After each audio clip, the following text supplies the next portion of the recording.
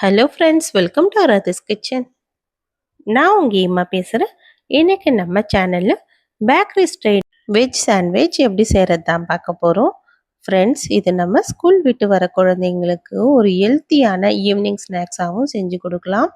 இது போல் குழந்தைங்களுக்கு செஞ்சு கொடுத்தோன்னா காய்கறி சாப்பிடாத குழந்தைங்களும் ரொம்ப விருப்பமாக சாப்பிடுவாங்க.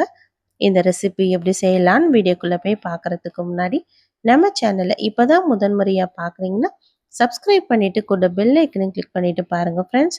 அப்போ தான் நான் போடுற வீடியோலாம் உங்களுக்கு நோட்டிஃபிகேஷனாக வரும். இப்போ வாங்க வீடியோக்குள்ளே போகலாம்.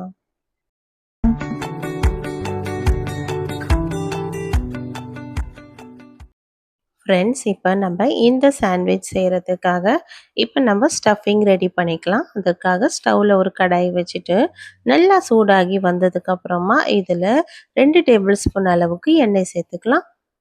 எண்ணெய் நல்லா சூடாகி வரட்டும். சூடானதுக்கப்புறம் 1/2 ஸ்பூன் அளவுக்கு கடுகு, 1/4 ஸ்பூன் அளவுக்கு சோம்பு சேர்த்துக்கலாம். இது சேர்த்துட்டு நல்லா பொரிஞ்சு வந்ததுக்கப்புறமா இதில் பெரிய வெங்காயம் 1 இது போல் மெலிசா ஸ்லைஸ் பண்ணி சேர்த்துக்கலாம். இதை நல்லா கண்ணாடி பதத்தில் பச்சை வாசனை போகிற அளவுக்கு நல்லா வதக்கி விடணும். இந்த வெங்காயம் நல்லா வதங்கி வர நேரத்தில் இதில் 1/2 ஸ்பூன் அளவுக்கு இஞ்சி பூண்டு பேஸ்ட்டு சேர்த்துக்கலாம். சேர்த்துட்டு இதோட பச்சை வாசனை போகிற அளவுக்கு நல்லா கலந்து கொடுத்துடலாம். இப்போ நல்லா இஞ்சி பூண்டு பேஸ்ட்டு சேர்த்துட்டு நல்லா 1 நிமிஷம் ஆனதுக்கப்புறமா இதில் மீடியம் சைஸு தக்காளி 2 எடுத்து ஸ்லைஸ் பண்ணி சேர்த்துக்கிறேன். இதையும் நல்லா வதக்கி விட்டுடணும். நம்ம சேர்த்துருக்க தக்காளி நல்லா வதங்கி வரணும், அந்த அளவுக்கு வதக்கி விட்டுடலாம். இந்த தக்காளி ஈஸியாக வதங்குறதுக்கும் இந்த சாண்ட்விச்சுக்கு தேவையான அளவுக்கு உப்பு இப்பயே சேர்த்துடுறேன். 1/2 ஸ்பூன் அளவுக்கு உப்பு சேர்த்துட்டு இதையும் நல்லா கலந்து கொடுத்துடலாம். இப்போ நல்லா கலந்து வந்துடுச்சு. இப்போ நல்லா தக்காளி வதங்கி வந்ததுக்கப்புறமா இதில் 2 கேரட்டை இது போல் திருகிட்டு சேர்த்துக்கிறேன். உங்களுக்கு எந்த அளவுக்கு காய்கறி தேவையோ அந்த அளவுக்கு காய்கறியை இது போல் கட் பண்ணிவிட்டு சேர்த்துக்குங்க. கோஸ் இது போல் நல்லா சின்ன சின்னதாக கட் பண்ணிவிட்டு இதையும் சேர்த்துக்கிறேன். இது 2மே நல்லா கலந்து வரணும். நல்லா வெங்காயம் தக்காளியோடு சேர்த்து நல்லா கலந்து கொடுக்கணும். கலந்து கொடுத்துட்டு இந்த பச்சை வாசனைலாம் போகிற அளவுக்கு ஸ்டவ் மீடியம் ஃப்ளேமில் வச்சுட்டு ஒரு 2 நிமிஷத்துக்கு அப்படியே கலந்து கொடுக்கலாம். இது நல்லா ஒரு 2 நிமிஷம் ஆனதுக்கப்புறம் இந்த காய்கறியோட பச்சை வாசனைலாம் நல்லா குறைஞ்சி வர ஆரம்பிக்குது. இந்த அளவுக்கு நல்லா குறைஞ்சி வந்ததுக்கப்புறம் 1/4 ஸ்பூன் அளவுக்கு மஞ்சள் தூள் இதில் சேர்த்துக்கலாம். இது கூடவே 1 டேபிள் ஸ்பூன் அளவுக்கு தனி மிளகாய் தூள் சேர்த்துக்கிறேன். நீங்கள் குழம்பு மிளகாய் தூள் கூட சேர்த்துக்கலாம்.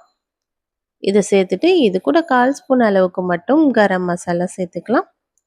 சேர்த்துட்டு இப்போ இதையுமே நல்லா கலந்து கொடுத்துக்கலாம். இதெல்லாம் சேர்க்கும் போது நான் தண்ணி எதுவும் இப்போதைக்கு சேர்க்கலை. இது எல்லாம் நல்லா கலந்து வரட்டும். நல்லா கலந்து விட்டதுக்கு அப்புறமா நம்ம கொஞ்சமாக தேவையான அளவுக்கு தண்ணி சேர்த்துக்கலாம். இப்போ இந்த மசாலாலாம் நல்லா மிக்ஸ் ஆகி வந்துடுச்சு. இந்த அளவுக்கு வந்ததுக்கப்புறமா இதில் கொஞ்சமாக நம்ம ஒரு 1/4 டம்ளர் அளவுக்கு மட்டும் தண்ணி சேர்த்துக்கலாம். கோஸும் கேரட்டும் நமக்கு ஈரப்பதம் இருக்கும், அதனால் ரொம்ப தண்ணி தேவைப்படாது. இந்த காய்கறியும் இது போல் கொஞ்சம் அரை வேக்காடு போல் வெந்து வந்தால் தான் நல்லாயிருக்கும். அதனால் இதை ஒரு மூடி போட்டுட்டு அப்படியே நம்ம மூடிடலாம். ஒரு 2-3 நிமிஷத்துக்கு அப்படியே ஸ்டவ் மீடியம் ஃப்ளேம்லேயே இருக்கட்டும். இப்போ தண்ணி எல்லாம் நல்லா வந்து சுண்டி இந்த காய்கறியும் நல்லா வெந்து வந்திருக்கு ஓரளவுக்கு. இது ரொம்ப சாஃப்டாக வேகாமல் இதை நல்லா ஆஃப் பாயில் போல் நமக்கு வெந்து இருந்ததாக தான் இந்த சாண்ட்விச்சுக்கு நல்லா இருக்கும். இது நல்லா ஒரு 2-3 நிமிஷம் ஆனதுக்கப்புறமா இதில் இருக்கிற ஈரப்பதம் குறைஞ்சதுக்கப்புறம் இதில் கொத்தமல்லி தூவிட்டு நம்ம ஸ்டவ் ஆஃப் பண்ணி விட்டுடலாம். அவ்வளோதான், இந்த ஸ்டஃபிங் நமக்கு இப்போ ரெடியாக இருக்குது. இது அப்படியே இருக்கட்டும். அடுத்ததாக நம்ம இப்போ சாண்ட்விச் ரெடி பண்ணுறதுக்காக ப்ரெட் எடுத்துக்கலாம். இப்போ நம்ம சாண்ட்விச் ரெடி பண்ணிடலாம். ரெடி பண்ணுறதுக்காக இப்போ ஒரு தோசைக்கல் வச்சாச்சு ஸ்டவ்வில். வச்சுட்டு இது போல் நானும் பட்டர் அப்ளை பண்ணிக்கிறேன். பட்டர் இல்லைன்னா நெய் இல்லைன்னா எண்ணெய் இருந்தால் கூட பரவாயில்ல. உங்கள்கிட்ட எது இருக்குதோ அதை எடுத்துக்கோங்க.